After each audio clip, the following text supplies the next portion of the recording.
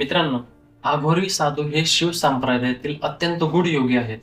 ते सामाजिक नियमांचे पालन करत नाहीत आणि साधनेसाठी मृतदेह, राख, मद्य आणि मांस यांचा वापर करतात. लोकांना ही साधना भयंकर वाटते, पण अघोरी साधू सांगतात की जगातील प्रत्येक गोष्ट पवित्र आहे आणि प्रत्येक गोष्टीत ब्रह्मतत्व आहे. त्यांचा मुख्य उद्देश म्हणजे आत्मसाक्षात्कार आणि मोक्ष प्राप्त करणे हा असतो. त्याच्यासाठी ते सामाजिक बंधनातून मुक्त राहतात. कुंभमेळ्यात अघोरी साधू हे भव्य दर्शनासाठी येतात. ते मृतदेहावर झोपतात, शरीरावर राख लावतात, अंगावरच्या ज्वालामध्ये ध्यान करतात आणि गूढ मंत्रांचे पालन करतात.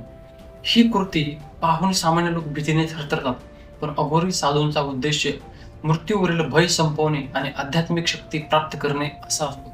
त्यांच्या कठोर साधनेमुळे त्यांना अत्यंत मानसिक आणि आध्यात्मिक सामर्थ्य प्राप्त होते. अघोरी साधू यांच्यावर अनेक रहस्य आहेत. ते सामाजिक नियम पाळत नाहीत, मृतदेहासोबत साधना करतात आणि काही जण म्हणतात की त्यांच्या हातात गुप्त मंत्र आणि गूढ शक्ती असते. हे योगी स्वतःला जगापासून वेगळे करून फक्त आध्यात्मिक उन्नतीसाठी जगतात. लोकांच्या मते अघोरी साधू भयंकर आणि थरारक वाटतात, परंतु प्रत्यक्षात त्यांचा उद्देश भय निर्मूलन आणि मोक्ष साधना असा असतो. तर पुढच्या वेळी जर तुम्ही कुंभमेळ्यामध्ये अघोरी साधूंना पाहिलं तर लक्षात ठेवा की त्यांच्या विचित्र असामान्य जीवनशैली मागे ज्ञान असते, शक्ती आणि मोक्ष प्राप्तीचा मार्ग असतो. त्यांच्या प्रत्येक कृतीत आणि साधनेत प्राचीन योग आणि रहस्यमय छाया दिसते. कुंभमेळा त्यांच्या उपस्थितीमुळेच एक रहस्यमय, थरारक आणि आध्यात्मिक अनुभव बनतो. त्यांचे दर्शन प्रत्येक भक्तासाठी अविस्मरणीय ठरते.